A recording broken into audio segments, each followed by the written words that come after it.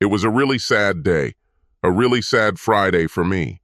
In a few minutes, I will see that my life has turned into a mess that I will not be able to control. The only thing to do at this point was to wait and see if the expected shit actually happened. However, I will not become a weak slug who will grieve and feel sorry for himself. No, I never forgot what my old sergeant taught me a long time ago. Attack is the best defense. My only choice is to fight to at least save my honor, even if many other things go to hell. Yesterday, I received some information that gave me enough time to be well prepared for the upcoming events. That's why I was sitting in my friend's black Peugeot 307, parked in a secluded corner of the motel parking lot. I'd been told my wife would be here this afternoon, and now I was nervously curious to see if her red Toyota Yaris would show up. She arrived, and within seconds her real man pulled up behind her in his Rex BMW, which he parked next to my wife's car. He said a few words to her and went to the reception desk. I got out of the car, walked over to my wife's Toyota, opened the unlocked passenger side door, and sat down in the seat. My completely surprised wife screamed, "You, Billy, what the hell are you doing here?" I handed her a brown envelope and said, "Nothing special, just divorce papers for my cheating and soon-to-be ex-wife. Have a great time, have sex with your noble, real man, and don't be shy, you can stay here forever." She started screaming, "No, no, no, you are completely wrong, this is not what you think. Let me explain why I am here. I assure you it is not for any deception. I want a divorce, and I don't care if you're having sex with that worm who just ran off to get the key to the room in your love nest. Don't be shy, you can be his slut. Like I said, I don't give a fuck." It was obvious that my once loving wife was expecting this day to be a much more romantic affair with her clearly aroused noble lover because she began to cry loudly.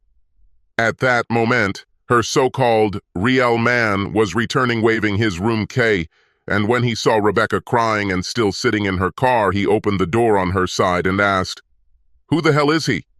And what did he do to you?"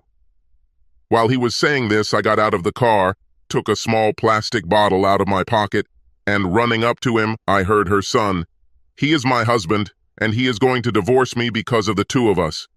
I'll beat that stupid idea out of that damn bastard." When the lover turned to me, I aimed at his face, squeezed out the bottle with a mixture of water and shampoo, and the resulting stream of water hit him in the face, blinding his eyes and making him scream in anger. While he was temporarily out of action, it was time for my second weapon, a dart with 3 prongs soldered to the tip. I quickly stepped behind him, then swung my right hand sharply and drove the dart through his pants and underwear, deep into his left buttock. Thanks to the barbed tip, it remained stuck and could not be pulled out without surgery. On the whole, my actions were successful, so I left apparently unsuccessful lovers. He had shampoo in his eyes, a dart in his ass, and he swore like an old dock worker. My cheating wife was still sitting and crying loudly in her chair. I walked to my car and left the motel parking lot without further problems. Whatever happens later this Friday, one thing is for sure, these lovers will not be in the mood for romantic sex. In my humble opinion, the main reason for our unhappiness is Rebecca's mother. Although she is not green, does not have a tail, and does not spit fire, she should still be considered a truly hostile dragon who never missed any chance to be a pain in my ass. It started from our first meeting. I was invited to dinner at Rebecca's house. It was more of a cross-examination than a pleasant dinner. After a lot of questions, Dragon said that she didn't like my name because Billy was an E-name, and she didn't like people with E-names. Upper-class families never gave their children such names, e.g. Billy, Kenny, Ronnie, Molly, Nellie, Cindy, etc. Thank you for this, I thought. I was surprised when both Rebecca and her apparently spineless, sloppy father remained silent while the dragon humiliated me. She continued by saying that Swenson is a typical farmer's name from the days when a son took his father's name along with son at the end of the surname. She then continued by saying that she expected something better for Rebecca since her second daughter, Natalie, was about to marry a fine man from a noble family. I'd heard enough, stood up and said, "Wasn't this guy's father a bastard in some distant branch of this family? What about him being an unemployed parasite on the welfare system?" Before anyone could answer, I continued, "Will you come with me, Rebecca?" To my great surprise, Rebecca came with me, and we left what I thought was the dragon's nest. I had known Natalie's boyfriend Alexander since school and wasn't surprised that he, with his con artist skills, had made Rebecca's weird mother think he was God's gift to Natalie. It's none of my business, and why should I care anyway? Of course, I wasn't invited to Natalie and Alexander's big wedding, and I didn't care a damn about that either. What worried me was Rebecca and I's relationship, and they got better and better until it got so good that it led to her accidental pregnancy. This made the dragon almost spitfire when she called me and shouted out her opinion about what a scumbag I really was in her and other decent people eyes, and that there can be no talk of any wedding at her expense. The Scandinavian Church of Los Cristianos on the Spanish Canary Island of Tenerife is a very popular place for small weddings, so Rebecca and I went there with our best friend and got married. Both Rebecca and I found great jobs in a town 10 kilometers from our hometown, so I had minimal contact with her mother, who spent all her efforts and a lot of money on Natalie and Alexander. The following years were good for Rebecca, me and our 2 children. We made good money, bought a nice house, and made many friends in our new hometown. Our sex life was still good. Thanks to the distance, I had minimal interaction with Rebecca's family because her parents never visited us, and when we returned to our hometown to see my family, Rebecca visited hers. Finally, even Alexander had enough of the dragon that we shared with him like a mother-in-law. To everyone's surprise, he succeeded in his work and happily accepted the promotion, which included moving to a new place 280 kilometers away. After some arguing with Natalie, he gave her a simple choice: accept the move or get a divorce. She followed him to his new place of work. Now the dragon remembered that she had a daughter named Rebecca and began calling her daily. After a while, Rebecca, without knowing it, began to treat me colder.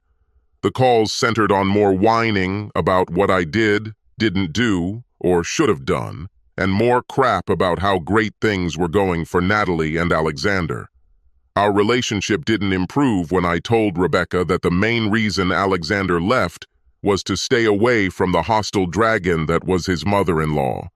Trouble never comes alone, and Rebecca's feelings towards me grew even colder when a new guy, also from some side branch of a noble family, started working with her. Pretty soon, Rebecca started describing him as a sort of Superman, or at least a real man.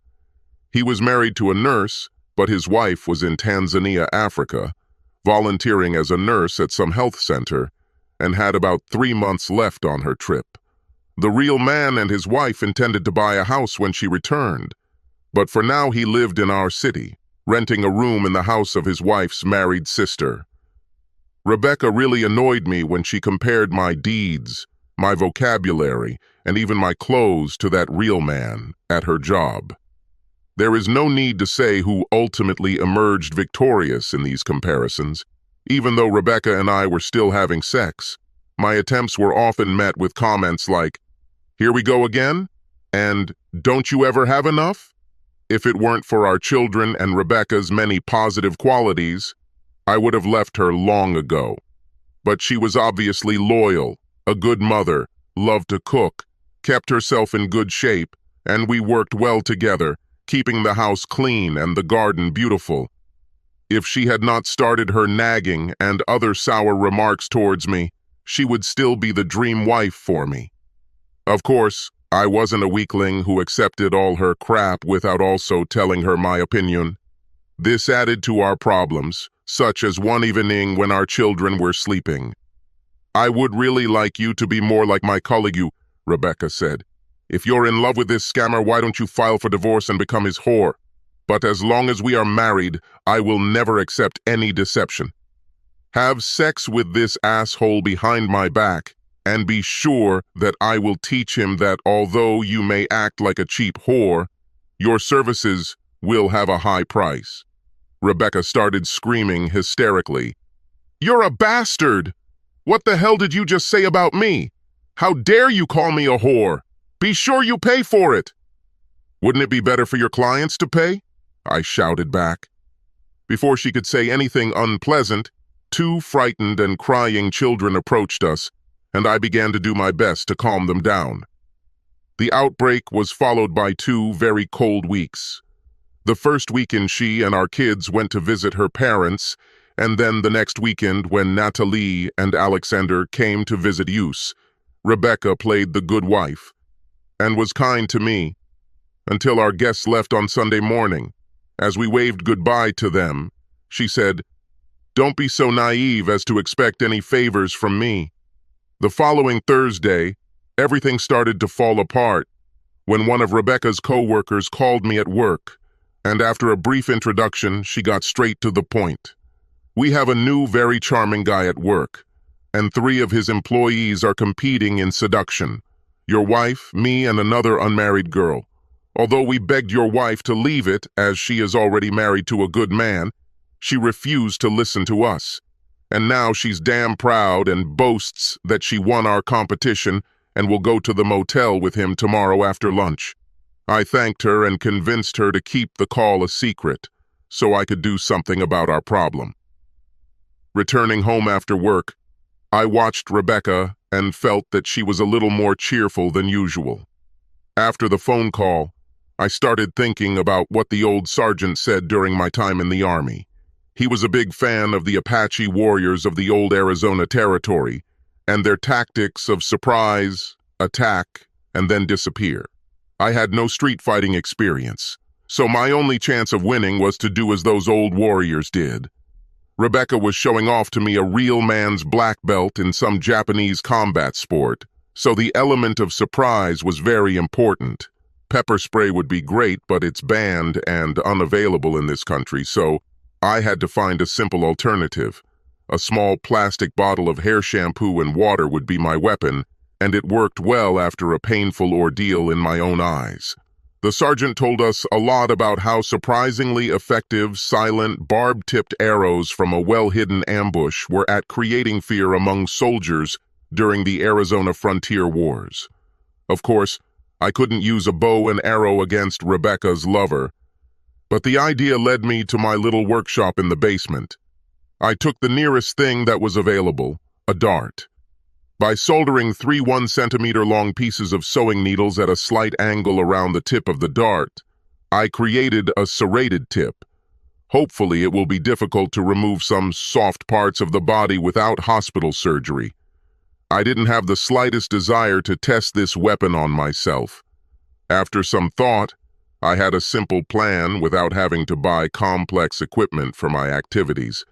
The divorce papers issued to Rebecca and her lover, blinded for a few seconds, will give me time to stick a barbed dart into his ass. I doubted that he would continue to be interested in sex with my slut wife, at least as long as he had that dart in his ass. The next morning, Rebecca put on a rather sexy dress, but I pretended that I didn't see anything strange about it and avoided commenting at all costs. We were both acting normal on Friday morning. At my job, I swapped cars for the day with my co-worker and good friend Eric. We did this often when he wanted my Volvo V70 instead of his own, smaller Peugeot 307. I went to the court this morning to get divorce forms and filled one out in my office.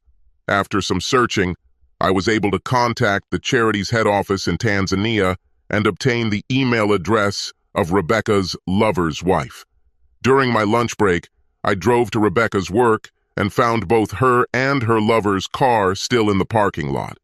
They apparently had lunch at a nearby restaurant before heading to the motel, so I bought a couple of hot dogs and went to the motel to wait for them. As you already know, the lovers arrived at the motel, and my actions went exactly as planned. Thus, my time in the army was not completely wasted, and I felt grateful to the old sergeant. At 3:30, my home phone rang, and the same female voice that told me yesterday about Rebecca's trip to the motel asked me, "Did you go to the motel today and see what you expected to see?" "Thank you for calling. Yes, I was there, but your colleagues were not happy to see me. I tried to cheer up my wife with divorce papers, but for some reason this gift did not make her happier. This man threatened to hit me, so I had to defend myself, and he got some damage to his butt. I guess my wife took him to the hospital. It wasn't a very romantic date, at least in my opinion." "This is true?" "Oh yes, that's right. I have no reason to lie to you. My wife is not at home yet, but don't be shy. Call her on her mobile and ask. Of course, I can't guarantee that she will tell you the whole truth." She then, whoever she was, thanked me and asked for Rebecca's cell phone number, which I gave her. I hope they had a nice chat. After that, I sent an email to the wife of the real man in Africa and explained the whole situation. Rebecca returned home by 4 o'clock, and it was clear that she was not at all happy. She looked at me intently and said, "We need to talk and do this now, immediately. It's not a problem for me. You and your lover got what you wanted, and you must have been completely crazy if you expected me to be like a slug, enduring the humiliation that you and your so-called real man intended to give me. No way, Rebecca, I will never put up with this kind of crap without fighting for my pride." I answered, "Even though he didn't hurt you, you hurt him so much that I had to take him to the hospital emergency room. Rest assured, you will have to pay for it. In fact, we are 4 adults and 2 children, I told her. We share the bill for what you and this scoundrel did. You can't take it lightly if you think a poor nurse in Africa is happy after receiving my email with information about you and her husband. Now she knows what shameless swindler she married and who she trusted. Did you really do such a nasty thing to his innocent wife? Even threatening me with divorce was very disgusting. I didn't threaten you in any way. Just sign the divorce papers and you'll get fair terms to be a free woman in 6 months. Refusing to sign and contacting a lawyer will cost you a lot, and you will still end up with the same terms." Now she realized that I was serious and began to sob. "Oh God, are you serious? Please listen to me, for God's sake. I didn't do anything wrong." "Yes, it is. By joining your weak-minded mother's vendetta against me for no real reason, just because I don't have an upper-class name. You allowed her to convince you to be an annoying bitch to me. You're in love with a co-worker who you consider to be your boss in all matters, based on what she's always told me. And then I found out that you were competing with 2 single co-workers to get a date with this so-called real man. When you won that stupid game, you left work early today and went to the motel to claim your prize, which meant you deceived me and wanted to have sex with a married man. You know my opinion about cheating, so there can be no doubt about these consequences. I haven't cheated on you, not today or ever before. That's for sure, and you are the only man I love. Have you forgotten that we have 2 children? But what about them? Our children are the only reason your grumpy ass wasn't kicked out a long time ago. I hear every day about all my shortcomings, in your mother's opinion and in your own opinion, about how damn worthless I am compared to that creeping freak, a real man that you won, met in a motel and, apparently, loved. I'm humiliated by your attempt at deception and fed up with all the other crap you always throw at me. After some time, she realized that the games were over, and we began to negotiate a divorce. Rebecca signed the papers after I agreed that we should both continue to live in our home and not see anyone else for those 6 months until the divorce was final. Over the past 6 weeks, following my actions to thwart Rebecca's attempted deception, strange things happened in the family. The fact is that the situation began to improve and relationships became better. I discovered a good wife. A very good wife indeed. Rebecca has turned into a completely different woman who has apparently forgotten how worthless I was just a few weeks ago. Rebecca and I are polite to each other and do much more together now than we did a few months before our problems came to light. Of course, we don't share a bed or bedroom anymore. Honestly, I don't miss the quick favors she gave me in those few months leading up to her cheating attempt. It sounds stupid, but I believe her when she says she's never had sex with her real man.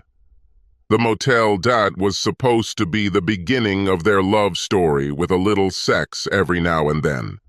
The real man's wife demanded that he come to Tanzania to work for free at a relief camp until her own contract expired. He went there to save his marriage, and his wife sent me an email saying he was doing well and that she had forgiven him.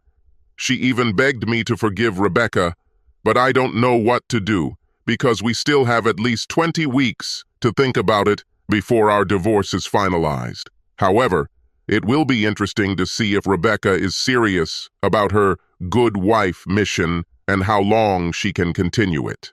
This could be greatly helped if one famous dragon remained submerged in the depths of Loch Ness, Lake Champlain, or simply remained in